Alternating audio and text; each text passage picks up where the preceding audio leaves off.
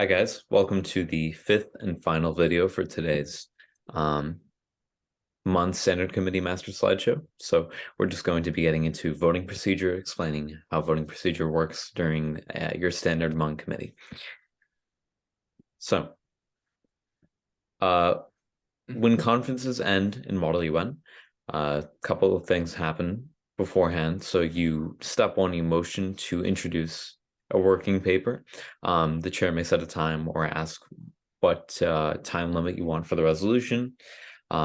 Step two is actually presenting that resolution or working paper. So you and a group of other delegates go up to usually the front of the room, wherever is most presentable, and you present that resolution. And then the delegates will usually read the resolution, word for word, and have a space, or should have a space, for answering questions in regard to that resolution. Again, having questions, having a time period for questions is fantastic to kind of weed out any flaws in the resolution or anything another delegate might disagree with, or any needs which are not met. Again, since these are intended to be multifaceted and address every single facet of the solution, you need to kind of ensure that it is the most intricate, specific, and well written as possible. Not only for the sake of passing a good resolution, but increasing your chances of winning an award. And like it says here, finding flaws in the resolution is great to increasing that support for that resolution and thus getting it passed.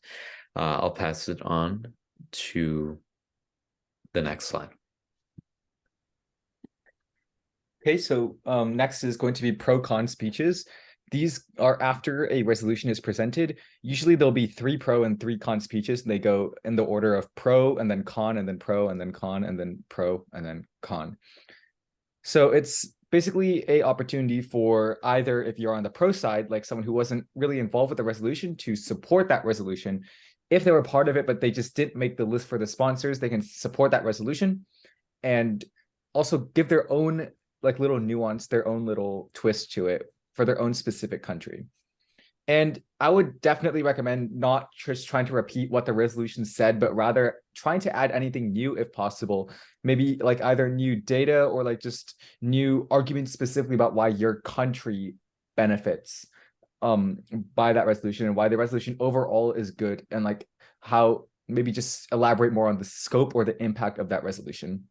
And then for the con, this is basically anyone who is opposed to the resolution. For example, if China, Russia, some other countries like that, they go up and give a resolution. If you're the United States, you're not going to agree with that. So go up and give a con speech to try and detract away from that resolution, to try and convince people not to vote for that resolution. And that's basically the gist of pro and con speeches. Now we'll move on to voting procedure. Thank you, Vinod. So voting it's not as complicated as you think, but there are many different ways to vote. One of the ways to vote is a placard vote. So the dais, the chairs will say all in favor, and you would essentially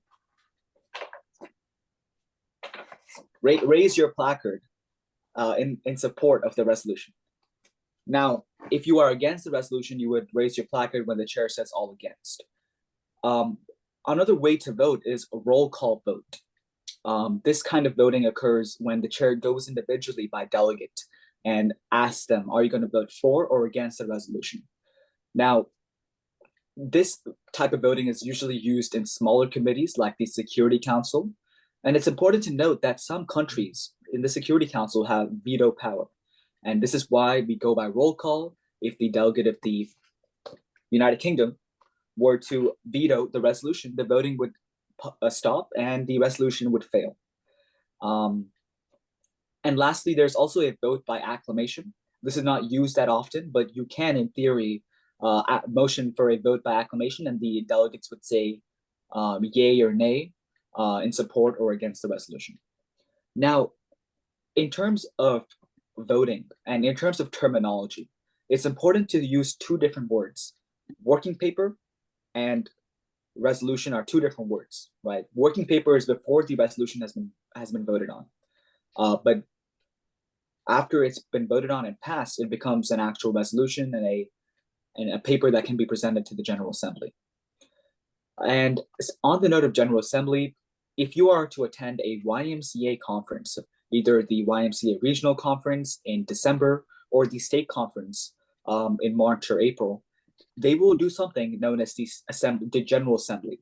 Essentially, what happens is that the resolutions voted in each committee, the ones that have passed, will be presented at the General Assembly that has everybody at the conference.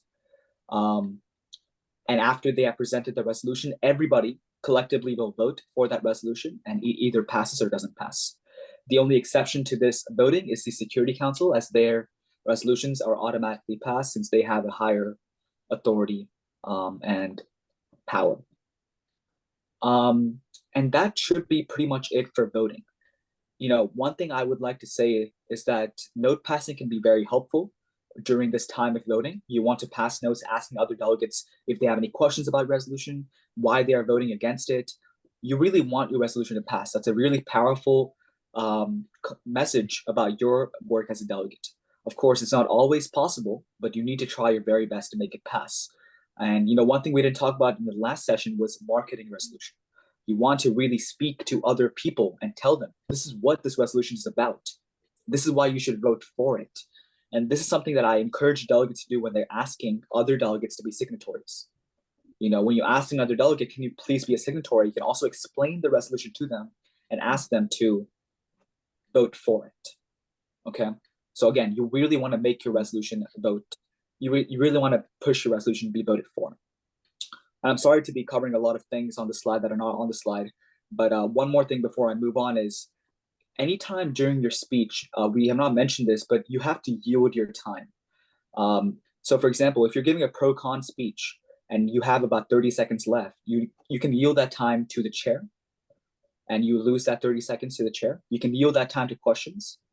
And during your pro-con speech, someone can ask you questions about what you just said. You can yield your time to another delegate. Let's say you have 2 minutes for your pro speech. Maybe you give a 1-minute speech and another delegate from your block gives another 1-minute speech. You know, it's very powerful to use parliamentary procedure to your advantage because your chair recognizes your mastery of parliamentary procedure and they will award you for it. So before a conference, I recommend you guys go over that parliamentary procedure document. And of course, if you're not able to present a resolution, as Rizwan said, you have to give a pro speech. You know, you want to be active. You want to be participating. So absolutely. Next up, I'm going to hand it over to Rizwan. All right, so I guess I'll go into amendments. So with amendments, this is like, you know, if somebody or a delegation sees something that they want to change in your resolution, or even if you see something that you want to change in your resolution, what you can do here is after this has to be done really before, it has to be done before voting. So after the presentation, you can motion to introduce an amendment to here's the format to change, delete, add, blank. So whatever it is.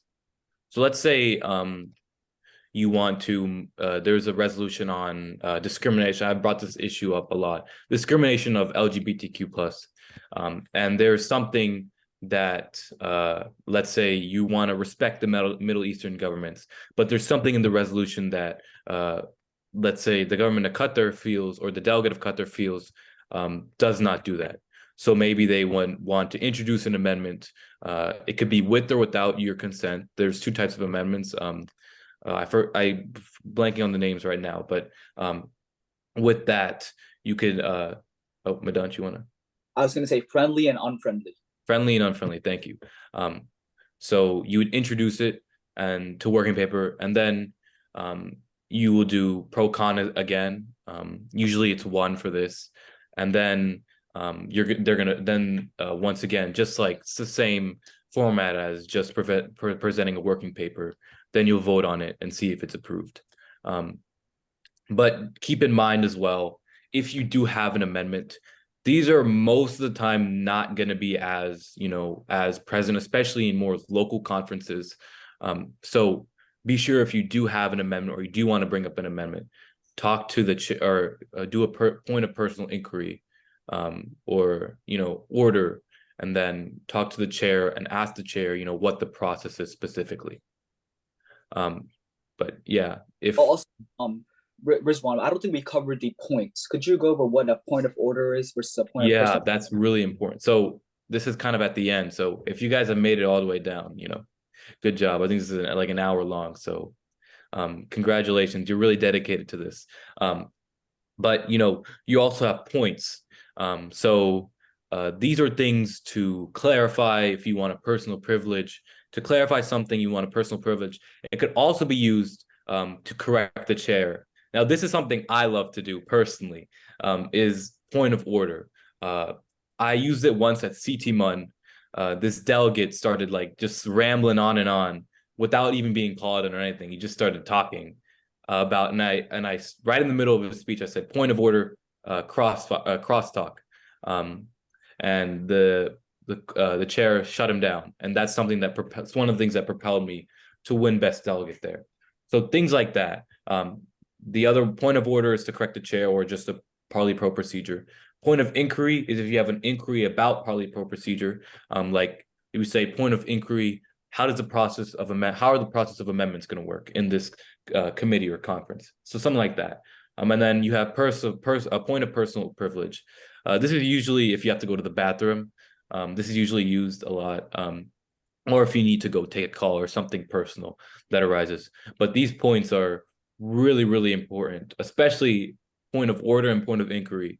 Point of inquiry, it can be used to like show that you want to learn more, and it can also be used to showcase your knowledge. Sometimes the chairs aren't as knowledgeable, so if you speak up and say, "Okay, this is what I think happens," if a delegate asks a point of inquiry, it looks really good. So yeah, that's the points.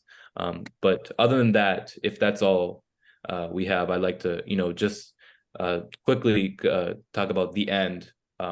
If we could change slides. So the end of this PowerPoint, but also the end of the conference itself, you're going to have a closing ceremony. And the closing ceremony, this is where they present awards. You guys come back together into usually the room where the opening ceremony was. And this is where they'll either have a guest speaker or opportunity, and then they'll go into like awards. So awards, there's best position paper, honorable delegate, distinguished / outstanding. It depends on the conference, what terminology they use. And then best delegate. Best delegate is the best option that you want to get. And it really depends on, how many people are in the committee and also how big the conference was to determine how many of each. There's always going to be one best delegate, but maybe they have one or two outstanding or one or two honorable, and then there's usually one best position paper. So yeah, that's award. And just to end it off, if this is your first conference, make sure one thing is also to have fun. A part of the reason why, I remember talking to Madanch about this in the beginning of the year. The reason why I got into Model UN is because it's just so much fun. I love going out there and competing and talking about different issues. You may call me crazy, but it's something that I just love to do. So make sure when you're going out there, yes, compete, but also make sure you're having fun in what you do. And also, if this is your first conference, don't be too scared if you don't necessarily know what you're doing as much. I remember my first conference, Madanch kind of just took over, and I was just following along with what he was doing. And that's kind of inspired me next one to go out and do and copy some of his tactics and also bring some of my own. So first conference, make sure you just go out there, open mind, go out there, have fun, take what you've learned from here, but also be open to learn in any conference.